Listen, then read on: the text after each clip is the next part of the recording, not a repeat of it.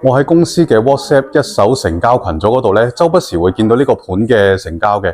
我哋今日再睇一個市區大型發展嘅項目，由恒基、希慎興業、帝國集團聯手發展嘅項目首岸，由土瓜灣站行去樓盤咧，只係需要大概9分鐘嘅路程。咁佢基座有個12萬尺嘅商場嘅，咁佢個會所咧5萬尺左右，超過35項嘅設施，住客車位咧超過100個嘅。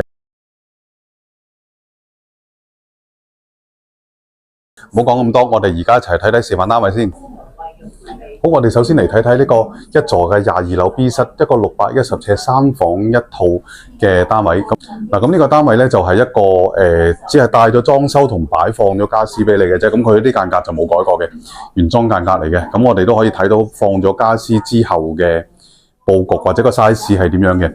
咁所以咧，你見到擺咗呢啲餐台啊、sofa 呢啲之外咧，個空間感都仲 OK 嘅。嗱，咁啊呢個飯廳位置啦，咁又擺咗個4人餐桌喺度，咁4個人咧就啱啱好啦。咁啊，如果呢度咧就放咗個 sofa， 咁你預翻個距離咧，其實呢度如果放咗電視之後咧，個距離都有翻咁上下嘅，一個好適中嘅距離嚟嘅。咁啊，我哋嚟睇咗個廚房先啦。咁啊，呢度亦都有部分嘅單位咧有梗廚嘅設計嘅，咁啊數量係會少啲，咁啊大家要把握機會啦。咁啊呢度咧就亦都係個廚房位置，咁呢度呢啲雪櫃啊，呢啲爐頭已經做好晒啦。咁啊放咗支嘢之後咧，大概都俾你預到個空間。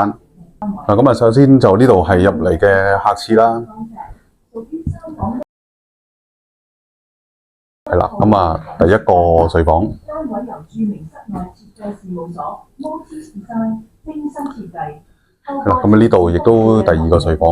咁其實咧，你見到呢啲做咗個睡房擺晒嘢之後咧，個空間感咧都仲 OK 嘅。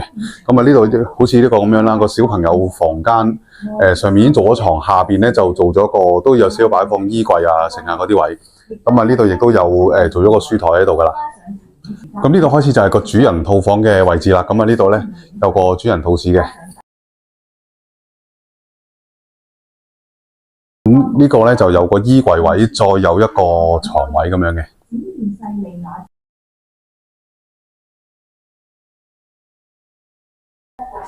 好，我哋過到嚟一座22樓 K 室，係一個實用339尺嘅兩房開放式廚房嘅單位。咁呢個兩房咧就略為細些少，不過咧呢個客廳位置咧呢個距離咧就比頭先嗰間咧就再闊啲嘅。咁你呢個電視佢咧嗱喺度坐咧就個距離會遠些少啦。咁啊，但係呢個開放式廚房啦，咁啊亦都係啲洗衣機啊、雪櫃啊呢啲就喺晒度啦。咁呢度咧個儲物空間都 OK 嘅，咁啊微波爐啦，呢度上面咧有啲儲物空間，呢啲儲物空間都做埋嘅。咁啊呢種設計咧又係我比較欣賞啲嘅，即係你開門閂門咧，就算有人喺度用緊洗手間嘅時候咧，亦都係唔會阻到嘅。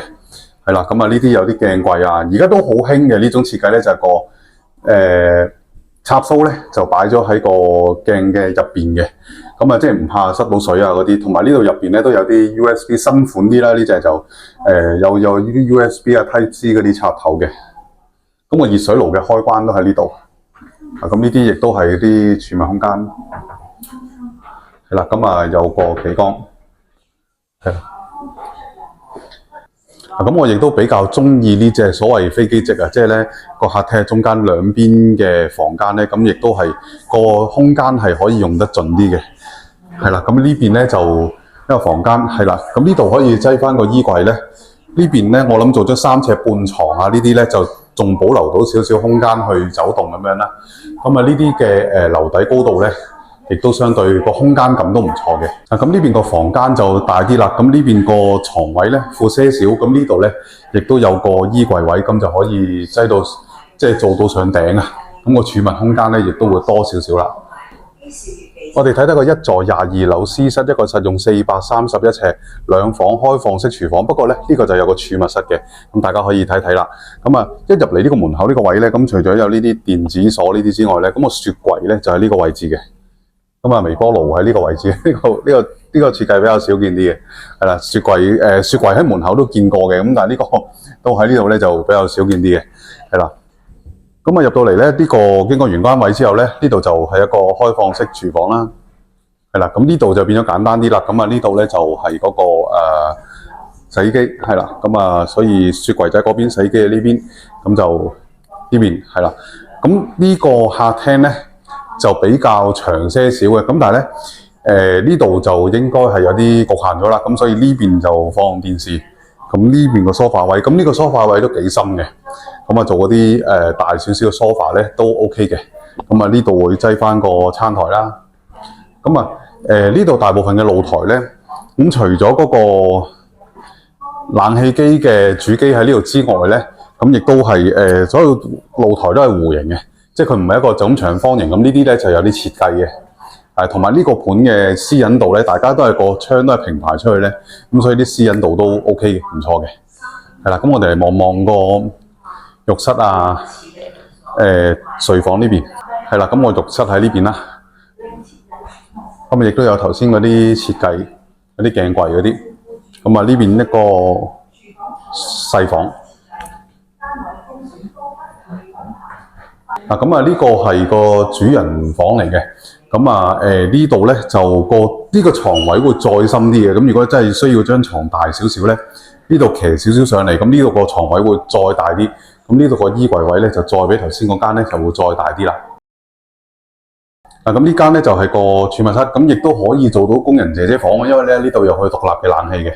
咁如果你擠呢度擠咗床咧，呢度床咁下面有啲衣櫃俾佢擠嘢啦。咁如果唔做個姐姐房嘅話咧，咁呢度可以做啲層架咧，都擺到好多嘢嘅。咁首岸嘅3個賣點啦，紅磡已經係一個發展成熟嘅社區，咁所有衣食住行啊、買嘢食嘢嗰啲咧，都已經到晒位，好方便嘅。咁第二點啦，咁佢亦都係一個屬於近地鐵站嘅樓盤，咁佢步行咧，亦都係9分鐘左右咧就可以去到土瓜灣站。咁佢4個站咧已經係可以去到中環，4個站亦都同時係可以去到柯士甸站嗰邊咧轉到高鐵嗰啲噶啦。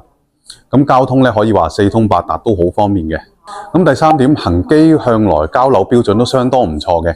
咁啊，交樓標準頭先大家睇咗啦，咁啊啲用料都 OK 啦。咁嗰啲間隔咧，空間感亦都唔錯嘅。嗱，咁同埋好似上一集咁講啦，買樓咧盡量買一啲大型啲嘅樓盤咧，對第日嗰啲成交啊 resale 嘅能力咧，亦都會好一啲啦。咁何況呢個樓盤咧，亦都係自己已經有會所啦，自己有商場啦，自己有車位呢啲咧，咁個配套自己咧都自給自足，都相當唔錯嘅。咁首岸嘅關鍵日期咧係2027年嘅8月31日，而家都仲係樓花嚟嘅，咁所以仍然係需要參觀示範單位嘅，咁所以想參觀示範單位嘅朋友咧，記得聯絡我啦。咁我哋亦都有好多唔同嘅資訊咧，會喺我哋嘅 IG 賬號上面咧不時嘅去更新嘅，所以喺我哋嘅 IG 賬號上面咧，亦都可以留意到好多市場唔同嘅資訊啦。